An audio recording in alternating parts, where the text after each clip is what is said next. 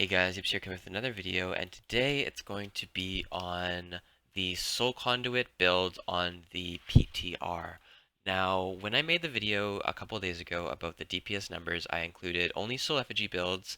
I did run sims on the Soul Conduit builds, they just simply weren't as high as the builds when I was using Soul Effigy. But when you actually come onto the PTR yourself and you test it out, Soul Conduit tends to really outdo Soul Effigy builds, and this is for a couple of reasons. Number one, you cannot play perfectly with Soul Effigy as if the Simcraft add-on does it, or well, not add-on, but program does it, because Simcraft knows exactly when to refresh dots. It does it perfectly on the exact time, and it's optimizely using UA and things like that with Soul Effigy, and that's what this Simcraft program was programmed to do. It wasn't programmed to do a Malefic Grasp Soul Conduit build, and the reason being is a Malefic Grasp Soul Conduit build is not something you can just program with an action priority list because it's RNG.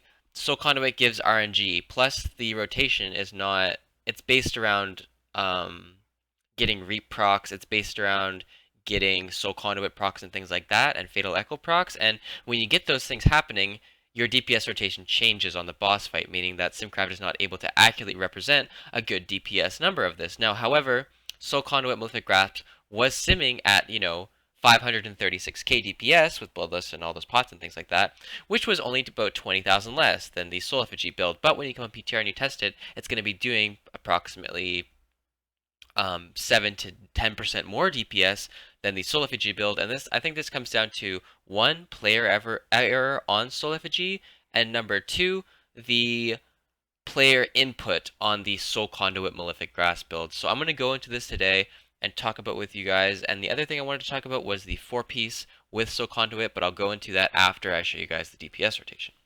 So the way that the Soul Conduit build works is you want to be focused around your UA, your Reap stacks, and your dot refreshing. So every time that you reapply your dots, you don't want to have a UA on the target because you want to be draining all your UAs. So once you get your 3 dots on the target and they're at full duration, what you want to then do is cast UA 2 times if you have 2 Reap stacks, pop your Reaps, and then drain those UAs until they fall off.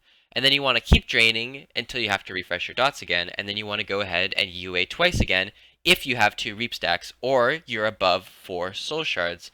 So basically the way the build works is when you're below 4 soul shards, you will only UA once if you don't have Reap stacks and drain it off. The reason being is you gain a lot of damage during Reap, and you don't want to run out of soul shards. Reason number 2 is when you have 2 UAs and you can use Reap, it's going to be a huge DPS increase, and when you're at higher soul shards, you want to use 2 just so you don't end up soul shard capping yourself and losing DPS.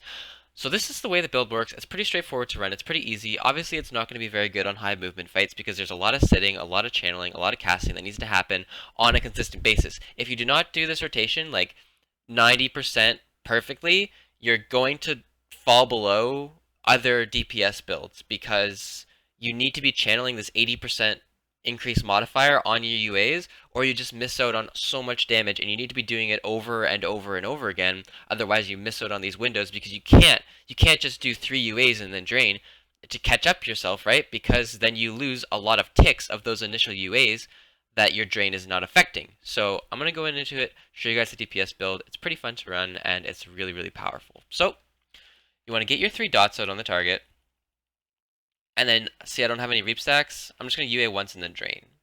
Okay, so I'm draining here. I'm just draining this UA off. I'm waiting for Reap stacks. Doesn't happen. Okay, fades. I refresh my dots. Now I'm going to do 2 because I'm sitting at high soul shards and I have 2 Reaps. And then I continue draining. So I'm not, see how I'm not UAing because I have an extra shard here? I have to get these UAs off. So I'm going to just do it one more time into here just so I remain capped, I guess. I'm just getting lucky on my Soul Conduit procs. I'll do it twice. And then I'll drain. Okay? I'll keep draining this. Just keep draining. Keep draining. Keep draining until these dots are about to fall. Keep draining. Okay, refresh the dots. And then UA twice. Reap. And then refresh. Now notice that I'm not really focused on Fatal Echo procs when I'm at high soul shards, because you simply just need to get these shards out of the way, because with Soul Conduit RNG and things like that, you just need to get these shards out of the way. You need to use them so you don't get capped and you're not wasting shards, and you just let the Fatal Echoes do its thing with Contagion. So getting low on mana, just gonna life tap here, refresh my few dots, and do 2. And I'm gonna do 2 here because I'm high on shards, but I'm not gonna Torment Souls it because I only have 1, and I want to get I want to get 2, so I fully buff these UAs. And just continue with the DPS rotation. Pretty straightforward. I'm gonna life tap here, get another one up, and then I'm gonna do it twice with Tormented Souls. Keep going with my DPS rotation. You see the DPS is absolutely insane. Like this is nutty. And the reason that this is nutty is because I'm doing this without a flask. I'm doing this without Bloodlust. I'm doing this without all of these things that you could have, right? And it's just crazy DPS. It's absolutely bonkers. And then once you start getting low on shards, you can start focusing on your Fatal Echo procs and trying to get as much out of them as you can. And you see sometimes I'm refreshing my dots before the pandemic timers, and this is just to get them all on similar tick rates. And the reason that it's good to get them all on similar tick rates is so you can maintain this sort of 2 UA cookie cutter rotation. So really, really nice. You can use fillers for your pandemic on pressing mana tap, life tap, things like that. And you just continue, the rotation. Your DPS goes down a lot when you're not draining and UAing, but then it will just go back up once you do the 2 UA drain thing again. So I'm just going to drain this while I wait for my Agony refresh my Agony, and I'm just going to do 2 again. 2 again with the Reap. So you see there's quite a little bit of player input with this build. There's a lot of decisions that you have to make while you're running this build, which I think is a good thing. I think it's good of any sort of DPS rotation where you have to use decision making while you're running it based off the procs that you're getting based on the RNG. I think that adds a lot of skill to it, a lot of cap. See, I was at low show shards. I only use 1 UA.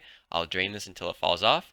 And notice I'll continue to drain even though my corruption fades because I want to get that 80% increase on my UA. So don't have any reap stacks, low on soul shards. I'm just going to use the 1 UA. I'm going to drain this off. I do have 2 reap stacks now. My next one will be a 2 one. So do this. Life tap, put the re-agony up, and the reason I'm refreshing that agony is because I don't want to have to worry about refreshing it while I'm doing this drain. Super, super important. You don't want to have your agony fall off while you're doing this drain, so it's better to just refresh it and get the maximum duration. So I'm low on show stars here. I'm just going to milk this Fatal Echo proc, and then just continue. I get another one, but I'm not worried about it because I'm at higher soul shard count now, and I'll just continue my DPS rotation. So it's pretty good DPS. It's roughly, I would say, 30 to 40k higher than Soul Effigy. And this has to do with player input plus the action priority list error on the Simcraft thing. So very, very good single target. A lot of, you have to stand still a lot, but aside from the standing still part, it's just going to way outdo all of the other builds currently. However, important. This is without the force set.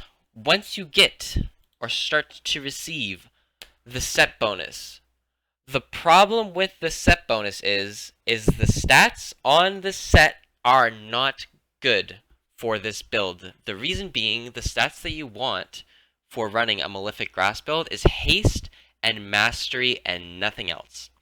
Every other stat relative to haste and mastery for the Malefic Grasp Soul Conduit build is terrible relative to them, meaning that you really only want to be using the ones that have, haste and mastery on it. So I would say it's only worth using a 2 set if the item level of the set bonus is lower, plus the stats are not optimal relative to your gear, because I could put on this 4 set right now, and my DPS would go down relative to what I currently have equipped, just because it's more optimized for this build. See, I have a lot more haste.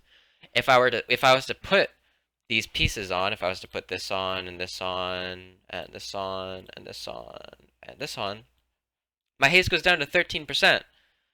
And my DPS will go down even though I'm generating more shards, even though my UA is doing more damage. So the thing that I do is I equip this, and I equip this. And I just run with these 2. So something like that, right? You only really want to run with the 2 set as long as your other gear is optimal for haste and mastery and things like that. Otherwise, your DPS will go down. It's also important to note that when you have the 4 set, your DPS with other builds like Writhe and Agony and Haunt go way, way, way, way up. Like super, super powerful with the 4 set. And it comes really close to this Malefic Grasp build, actually. it comes within 10k of it, pure single target. So there's that. But anyways, that's the Soul Conduit with the grass build. It's very, very powerful to run. It's very, very dependent on haste. It's super, super dependent on haste, and it's super dependent on mastery as well. So make sure you're getting those two stats for it. It's going to be probably the best pure single target spec to run without the 4-set and Nighthold, and hopefully I don't have to make another video regarding, oh no, this one's actually better for single target Nighthold. Anyways, I hope you guys enjoyed this video. Sorry if I led anyone on the wrong path with my last video, and I'll see you guys later. A quick note at the end of this video, I will not be here starting tomorrow until the 29th, so I might make one more video today. We'll have to see. And either way, I will not be here from the 19th to the 29th, so I hope everyone has a Merry Christmas and a great break, and I'll see you guys later.